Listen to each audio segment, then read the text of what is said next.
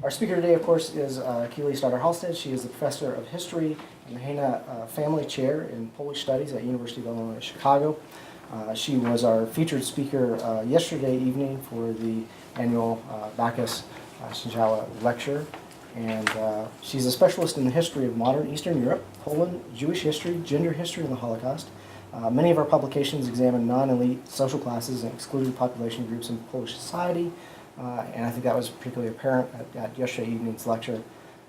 Her latest work, The Devil's Chain, explores prostitution in the middle-class home in partition Poland, and has just won the Joan Kelly Memorial Prize from the American Historical Association. So today I think she's going to be exploring a few other latest directions in her research. I want to remind you that these lectures are made possible by the Oswald Bacchus and Anna Chinchawa Memorial Fund, which supports visiting lectures in Polish studies. And we really thank the Bacchus family, as well as Romana Banieka and all the other generous supporters of Polish studies here at KU. I want to thank in particular Nathan Wood and the Department of History, and without Nathan, this just wouldn't happen. So very much appreciate his efforts on our behalf. Thanks, and let me reiterate again that it's just been a wonderful couple of days here at KU, and I have, I'm very grateful to Nathan for inviting me and to the Kreis Center for organizing this so meticulously. It's a beautiful campus, and it's been, I don't even know if I want to go home to Chicago, where I'm sure it's already winter. This is a snippet of my next project that I began soon after I finished the book that you heard about last night. It's a bit more uplifting, a bit more optimistic. It's about human mobility and the people's aspirations, and then the effects of all of that on Poland itself back in Europe. As often is the case, I begin with a short biographical sketch, and then I will analyze that and tell you where this work is going. So this is about a fellow named Józef Pokrywka. Pokrywka is the Polish word for lid, as in the coffee cup lid. So this is Joe the Lid. In the fall of 1904, Józef Pokrywka, who was a 32-year-old agricultural laborer, left the village of Babica near Rzeszów to seek his fortune in America. The trip was hardly Józef's first excursion za chlebem, or for bread. Raised in a tiny Galician farm, there's Babica on the map. Or would I even have a little pointer? Look at that. And you can see it in Poland today. He was raised on a tiny Galician farm that could not sustain his immediate family. Józef and his siblings, therefore, had wandered ever further from home as seasonal laborers. But like other residents of the village, Józef had tried a stint working in the fields across the border in Germany. But this was his first attempt in 1904 to make his way across the ocean, and it would be his introduction to the industrial sites of America. Józef's route was complex and multi-directional, probably crossing the border at Mysłowice, right up here. This is the sort of three-empire triangle with Russia, Germany, and Austria. So this was a very active border right there on the line in Silesia. He would have traveled by train to Hamburg or Bremen on the North Sea and on to Ellis Island. I think I even have another. These are my really crude slides, but you get the picture. From there, we know that he made his way to Elizabeth, New York, where he joined a comrade from his village already working in an iron foundry. After a year's time, a brother in Pennsylvania helped him land a better paying job in a coal mine, but the workers soon went on strike, so Józef was forced to move on. Another brother-in-law secured a spot for him in a Ford plant in Detroit, and here he stayed for a bit over a year before returning home to Babica. But Józef did not linger long in his village. 6 months after his return, he was on his way back to America, this time to a coal mining town near Pittsburgh, where several family members from Babica had already settled. From there, he made his way to Detroit and found work in his old Ford plant. After yet another 6-month hiatus in Babica, Pokrywka returned again to Detroit for his third and last time. After being abroad for the better part of 7 years then, letters and later interviews with Józef attest to his wife's insistence that her husband remain in the village rather than sojourning abroad again. So Pokrywka paid off his debts, bought a few acres of land, spruced up his cottage, and settled into a life of farming, fishing, and various odd jobs. And there's Babica. With Józef, you can see that city jacket is one of his souvenirs from having traveled abroad, and he was very proud of having this kind of more cosmopolitan attire than other villagers. For the rest of his life, Yusuf would speak in glowing terms about his time across the ocean. He maintained steady contact with two of his children, who remained there, who sent dollars home, and who returned to the village on occasion. The only concrete manifestations of his time in the States were some urban clothes that he brought back, the stories with which he entertained his grandchildren, and a slightly larger landholding. And yet I will argue that these trips abroad shaped the very consciousness of both Yusuf Pokrywka and of rural Poland in general during the early years of the 20th century. Contact abroad, exposure to urban life, familiarity with foreign business and political practices, along with the resourcefulness and ingenuity required to sustain migrants in these complex excursions, helped prepare them for the challenges of independence after 1918, for democratic governance, and for the economic transformations they would face in the 20th century. Rather than functioning as disruptions or sources of disorganization, as scholars of migration would later maintain, this circular pattern from the Polish village to any number of destinations around the globe was actually integral to Polish community life. My talk today challenges the way migration from the Polish lands has been approached. It seeks to redefine the movement of people from Poland as a study of concentric circles of seasonal, chain, and return migration that helped create a trans-border Polish culture able to adapt to and incorporate shifting patterns of cultural practice. As we will see, Yusuf's story highlights a number of elements common to migration tales of all kinds. Pokrywka left home in the company of fellow villagers. They never leave alone. There's always some sort of a network that they're working within, who offered him housing and companionship in the local saloon. These countrymen would ease his transition to life abroad, help find him jobs, offer him companionship, and create a sort of a cocoon of Polishness that would insulate him from some of the hardships of his new environment. Yusuf was a lifelong illiterate and does not appear to have learned much English at all, so these reciprocal relationships from the village were crucial to his success.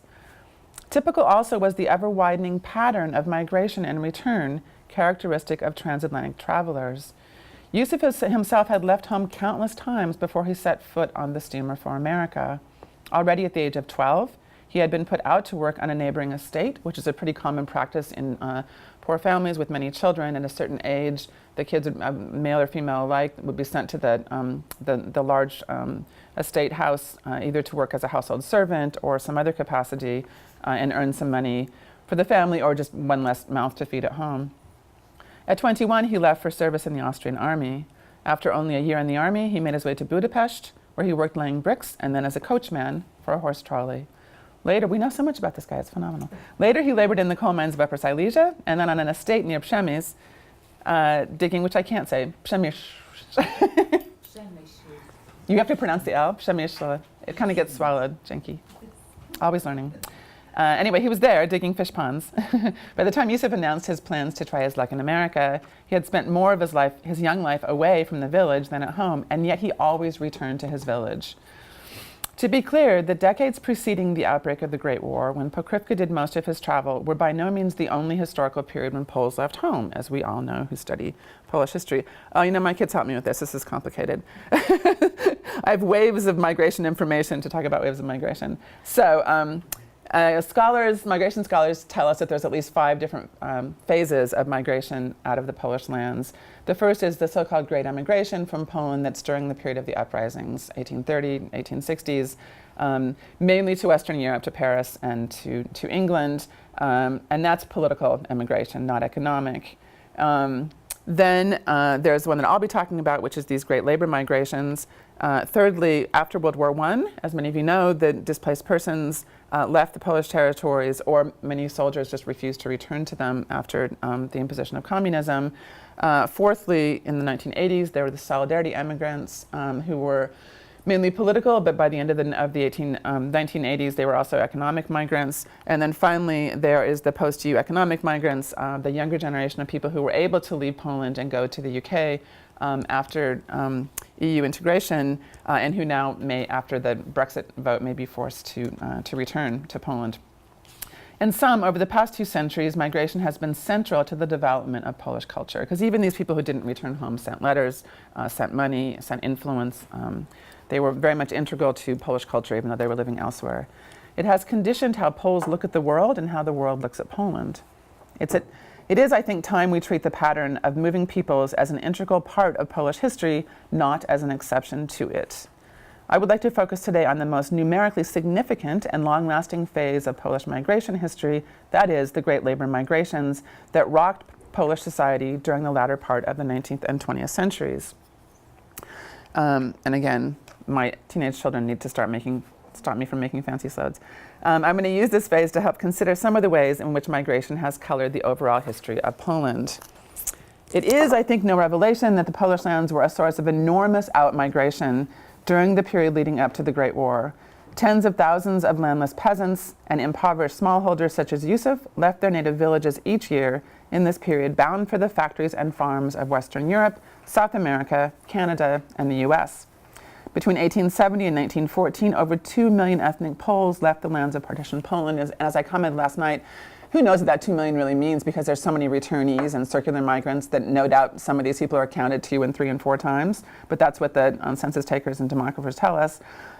They left at a rate of about 100,000 to 200,000 per year by the last years of the century, which is a huge impact, by the way, on the leaving country. It leaves a hole in the populations that are sending people. And this overseas migration represented only a fraction of the people involved in short-term migrations, both within Polish territories, moving from village to town or moving between regions, and to locations elsewhere in Central Europe.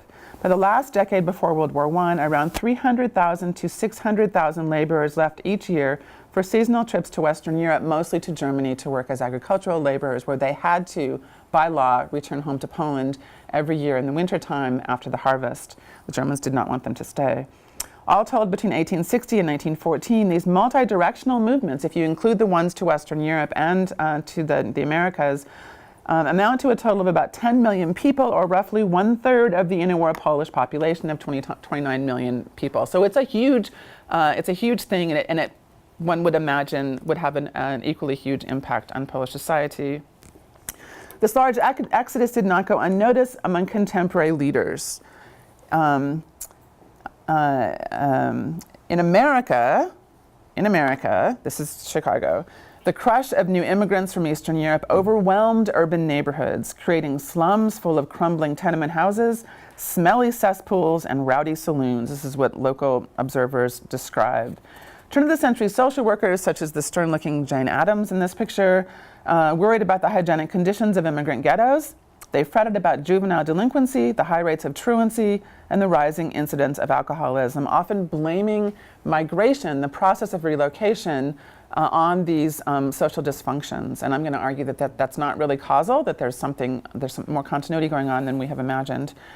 Sociologists, including the founders of the new Chicago School of Sociology, viewed this transplanting of human lives, this is just downtown Chicago in South, or maybe the street near my university, viewed this transplanting of human lives as a sociological disruption, an extended crisis that bode ill for assimilating the newcomers into American culture. They were concerned with how to make them into Americans, how to make them function within the community of English-speaking, mostly Protestant Americans.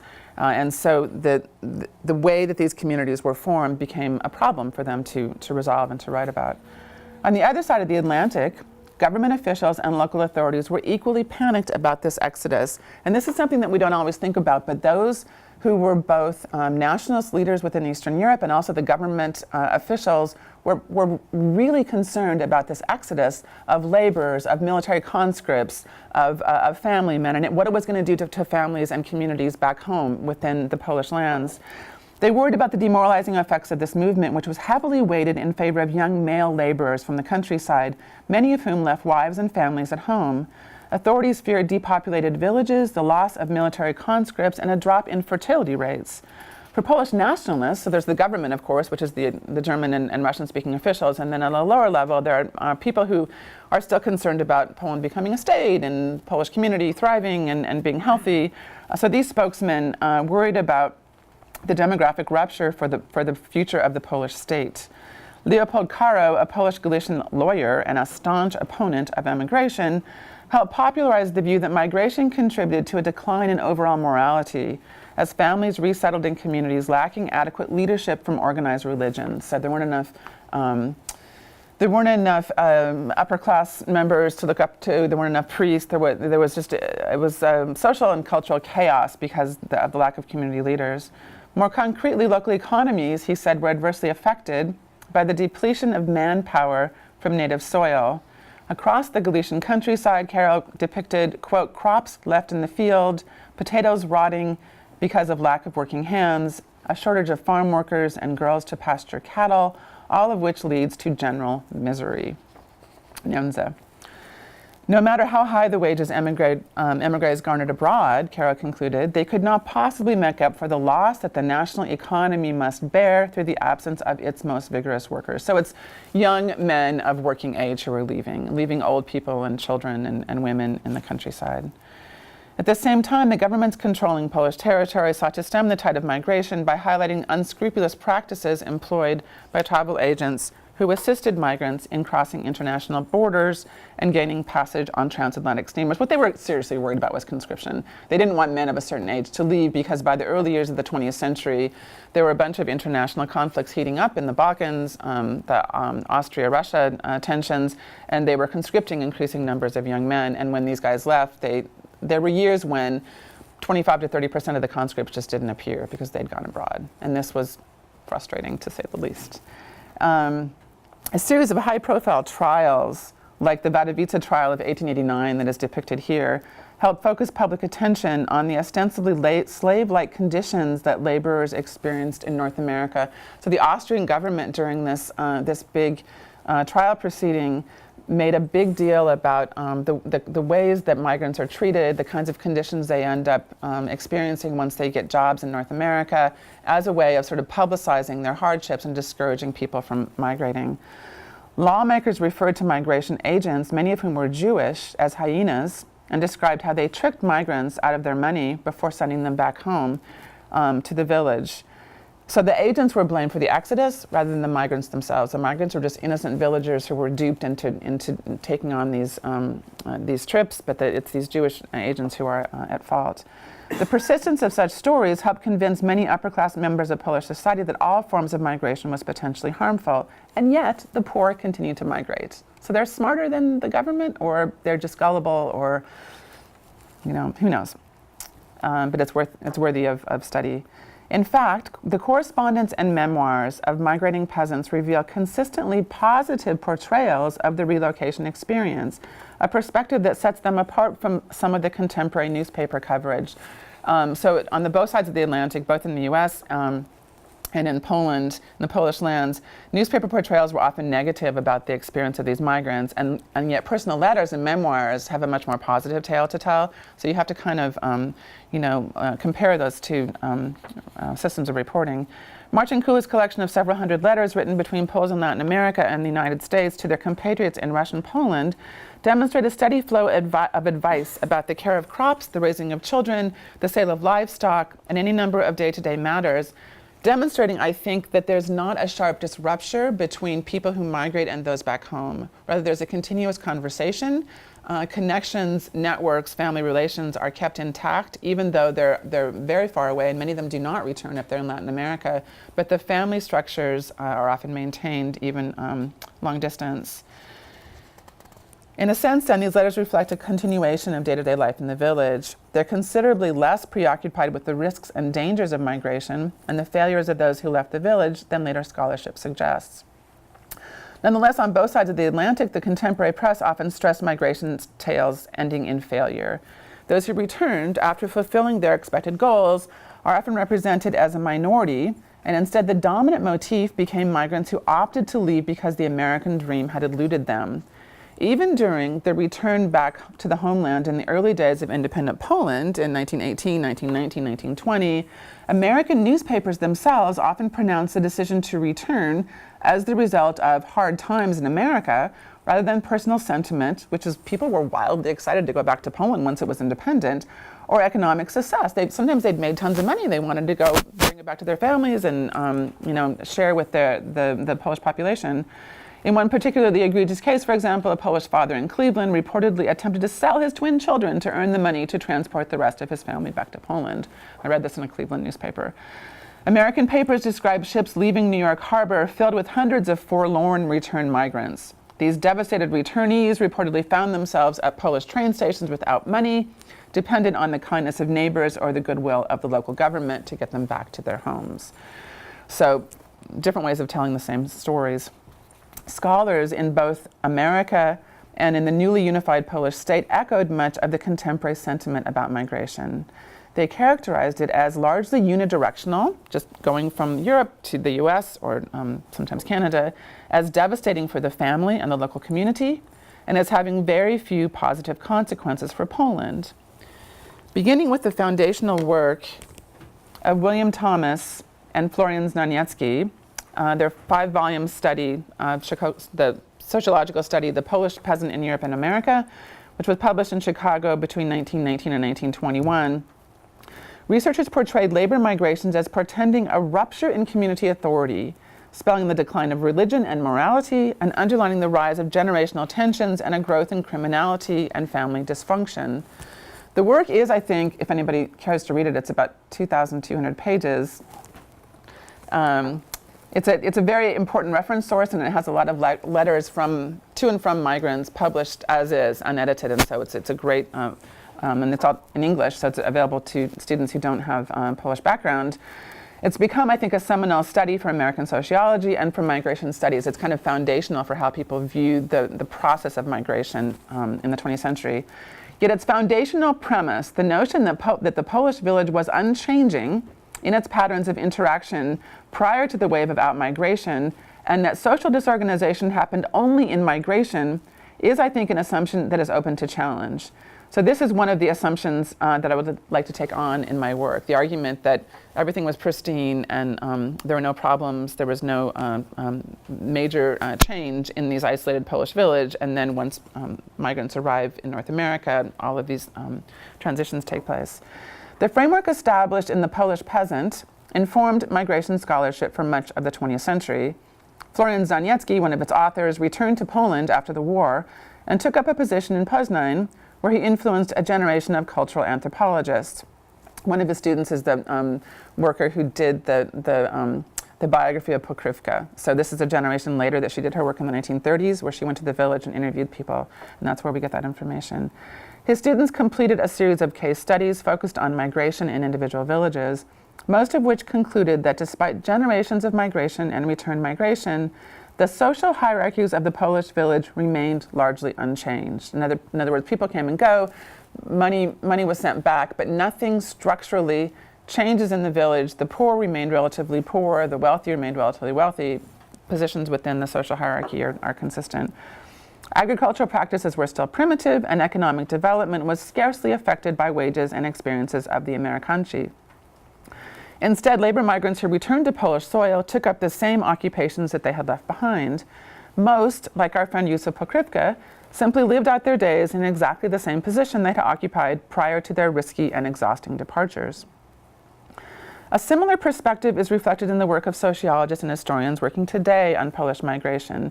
Ewa Morawska, who has been a real leader in this field, places Polish migrants in the context of transatlantic labor systems. She's looking at a much broader situation of migration. She's arguing that despite all the millions of dollars in remittances that were sent home, the country maintained what she calls a double dependency throughout the partition period. The agricultural sector of Poland remained dependent on an under-industrialized domestic economy, and Poland, the Polish lands as a whole, continued to lag behind the rest of the Western world. In short, migration for work may have helped peasants sustain their way of life in the short run, but it did little to alleviate Eastern Europe's historic economic backwardness vis-a-vis the developed West. Again, little gain from much personal hardship. How then do we reposition migration to take better account of its long-term influence on Polish society? How can we best incorporate the experiences of Józef Pokrywka and others for whom travel abroad was almost a routine event? To begin with, we must recognize that relocation, especially temporary relocation, was hardwired into life for most villagers.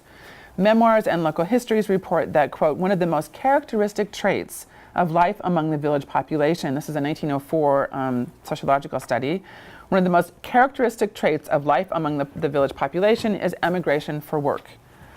Second, we need to look past narrow questions of economic restructuring and consider the cultural impact of thousands of letters, remittances at human beings coming and going across international boundaries. Migration to the US alone touched almost every rural family by the end of the 19th century. Contemporary studies show that in the Galician countryside alone, the southern part of what's Austria and Poland, nearly 1 in 3 adult males had worked in the US for at least 1 year. A 1903 report revealed that over 3,000 people from the Novi Targ district alone, most of them from the villages, were across the ocean in 1903. Literally, says the report, hundreds of villages sent over 100 people at a time to America. This pattern of routine travel for work began even before the peasants were emancipated from serfdom. So one of the things I'm arguing is that this notion of going to America is not a huge disruption. Rather, there are concentric circles of local and regional migration that were sort of part of how the villagers sustained their life for many generations, even before emancipation. So it's not, to them, it's not a revelation. To them, it's a bit of a continuity. The pressure of growing families, severe land shortages, and a limited growing season in the 1840s sent Polish Highlanders across the border into Hungary and Slovakia to work the harvest down below. The delayed growing season in the mountains meant that they could work on the flatlands and then return home to collect their own meager crop. After emancipation in 1848, Galician villagers left home to work as tinkers or petty salesmen. Each spring, whole villages set off on rafts going down the Dunajec River to sell products further north. Others smuggled goods across the border with Russia or took part in building projects sponsored by the Austrian government, including the construction of new roads and railroads. We read about people doing all manner of work that's not connected with agriculture. Further afield, villagers headed to mines and brickworks in Romania and Hungary. The village of Zmionce in western Galicia, for example, sent 8 villagers to Hungary to work in the Košice brickyards in 1902. In that same year, 7 made their way to coal mines in America and 4 to Ostrava, also to work in coal mines. 2 had been hired to build sewers in Vienna, and 5 more were performing agricultural labor in Prussia. So from one village, this is the number of people gone in a particular year and where they go. In fact, thousands of Polish workers traveled to Germany each year to work the harvest, only to be sent home in the fall with their annual earnings.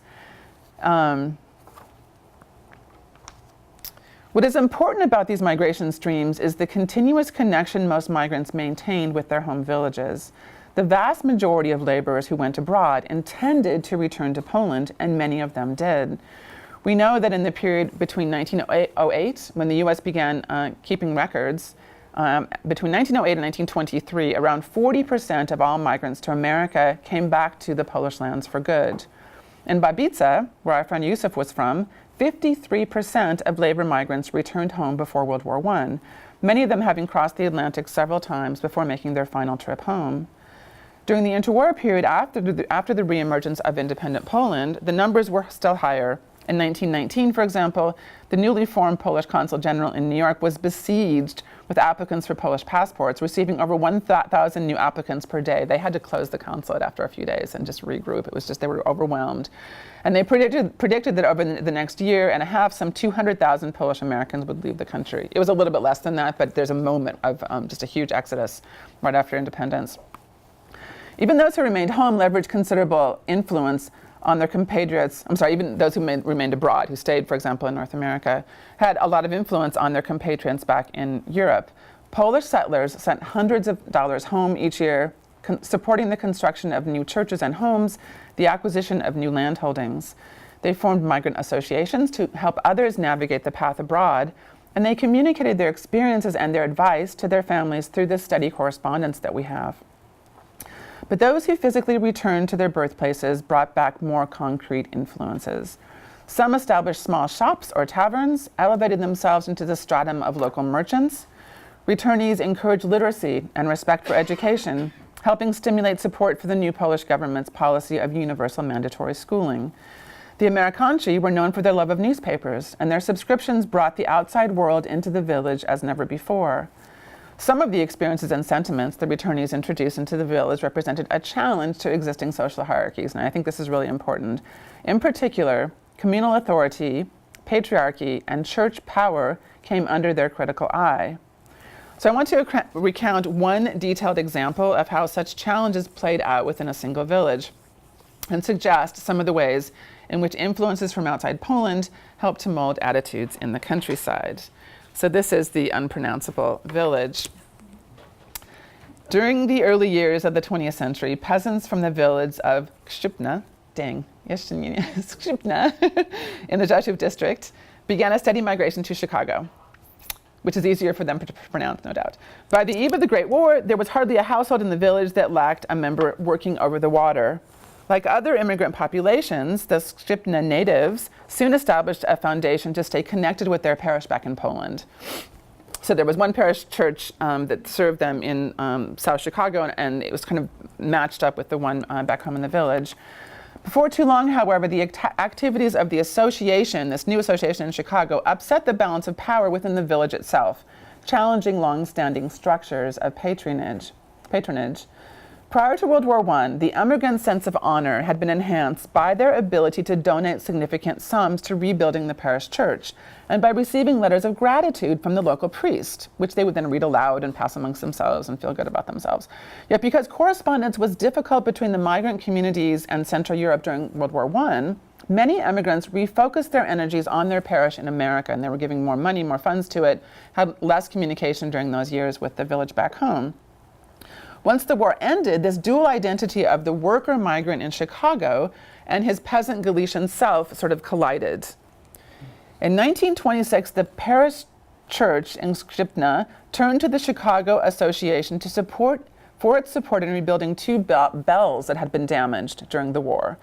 Parishioners in Chicago formed a committee, and they encouraged their fellow emigres to support the purchase of the bells. Over 150 members made contributions. This is 150 families, no doubt, so it represents quite a large number of people. They were driven by patriotism and a commitment to their families back home, of course, but also by their sense of honor and a desire for the respect of their countrymen back in the village. Importantly, they were promised that the names of every donor would be inscribed on the bells and would also appear on a stone tablet inside the church. What's more, they were told that they would be remembered during a mass. Very soon, however, the question of who should be lauded for charitable patronage arose amongst the emigres themselves. Soon after, the $1,200 were forwarded through the Chicago consulate to the village pastor. Two separate members of the Chicago Association wrote to the priest, one requesting that only the names of the leaders of the committee be inscribed on the bell and on the plaque, the other insisting that all names be listed, demonstrating the new concept of democratic patronage. The tensions between a new democratic spirit and an older form of patronage based on social status in the community was not limited to the parishioners in emigration. Instead, this spirit of democracy was making inroads back home. The peasants living in Skrzypne itself soon complained that although the people of the village and their families across the ocean had raised the money to repair the church and to buy the bells, the parish priest continued to make decisions on his own. Even after the funds for the bells were in place, the death of the mother of one of the committee members, the priest asked for more money to ring the bells on the occasion of the death of one of the committee members' mothers. As one local peasant who had not been abroad commented the day that this funeral was taking place, "A poor woman died here. The priest stood before the bell and did not allow it to be rung. But that bell is not his. It is our relatives in America who bought it." In this case, I think, and in many others, hierarchies of authority were disrupted through interactions with immigrants across the water. At the most obvious level, these shifts involved direct challenges to power structures within the village. Not only was the position of local clergy made more vulnerable, so too was the authority of gentry landholders, slipping as economic need forced them to sell off parcels to local peasants, many of whom wielded greater buying power after returning from North America. It's important to realize that even in 1918, farmers weren't always called farmers in Polish, they were called peasants, which is a kind of a self-identity that's inherited from serfdom. So to the extent that impoverished landholders had to sell off their plots to these peasants, there's something about a disequilibrium in social structures where the peasants are becoming more wealthier farmers, and the noble families are less well off, and that's unnerving to them as leaders of the society. Then, too, the Amerykanci claimed greater knowledge of the inner workings of democracy than their Polish cousins, a contrast that presented its own awkwardness when migrants, people who had returned, insisted on going back to the US in time to vote in the 1920 presidential election. Across the Polish countryside, returnees and their correspondence prompted transitions in local attitudes. One longtime migrant from Babica routinely sent Polish-language books and newspapers back home during the 29 years he spent working in the coal mines in Pennsylvania, even though he was never able to return to Babica itself. By the time he died in 1936, the migrant's nephew, who had never been abroad, had amassed a collection of 72 books, including works on Polish history and culture, religious conflicts, and governance in both the US and Poland. A clear anti-clerical thread is reflected in the collection, which was accessed by villagers in all of the surrounding communities. One particularly popular edition, entitled Księży Chleb, discussed various forms of corruption amongst the clergy. Some of the readers of the collection were reported to be active in the growing peasant political movement in Poland and often relied on American examples as a model for Polish political practices. As a researcher in the 1930s concluded, quote, "Contact with America is still the most important source of authority in the village. Locals refer to American democracy as the most effective method of rule. They praise American newspapers and claim that if you want to learn the truth about what is going on in the world, including what is happening in Poland, it is necessary to read the American press," which is in Polish, by the way, of course. Admittedly, not all members of the village community welcomed input from beyond their borders. Religious authorities often feared the influence of the returnees, many of whom attended church only erratically and spent the time in the bar often, and subscribed to newspapers perceived as anti-clerical. And it is true that the volume discussing clerical indiscretions eventually fell victim to an overzealous neighbor who was so upset by its contents that he set fire to the book. Moreover, as Polish historian Adam Walaszek, who has worked on this, has argued, some villages were initially repulsed by the returned migrants because of their different lifestyle, the innovations they were trying to introduce, and the sort of aloofness which they treated the local authorities. Returnees were ridiculed for their Western dress, and they were criticized for spending time in local bars while avoiding church services. But how far-reaching did this resentment go, and what can we learn from its parameters? Even after the clergy banned the reading of American papers, returnees reported that their village neighbors continued to listen eagerly as they were read out loud.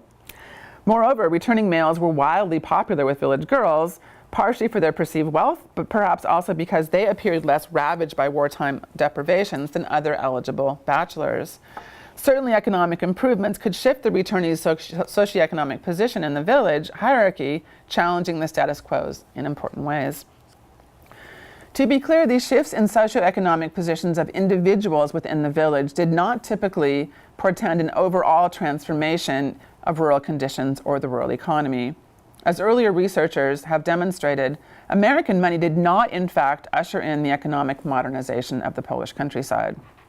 Plots remained small, agricultural processes under-mechanized, and little rural industry developed as a result of the adventures of Poles who crossed the Atlantic.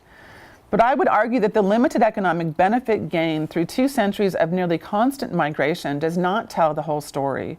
What we learn when we look at wider patterns of transnational travel is that far from connecting isolated, unchanging villages with the churn of big city life across the ocean, migration actually created a constant two-way flow of cultural interaction that shaped and transformed Polish society. Travel abroad and return helped encourage critical thought on political developments, on religious practice and social policies. It helped stir up the village to participate in wider discussions on matters pertaining to the nation as a whole. It may even have helped reinforce the peasantry's attachment to the idea of Poland itself. Moreover, it's no small thing that migration mattered in the lives of the individuals who participated in it, giving them a broader perspective on world affairs and allowing them to become authorities within their communities. This is why they continued to do it. But they also left the village for adventures in the wider world because such activities were considered natural and normal, an almost routine part of rural life, and not as a disruption or the source of social disorganization, as many sociologists have suggested. The habit of leaving the village for a time and returning is one of the many factors that brought change, however incremental, to the Polish countryside. These experiences include not only travel to the US and back, but all the other forms of short and long-term migration that I've discussed. These experiences matter and they need to be counted in the historical record. If we miss them, if we overlook such patterns of human interaction, we miss the story of Yusuf and others like him and their importance to the historical record. And that, I think, would be an important loss. Thank you.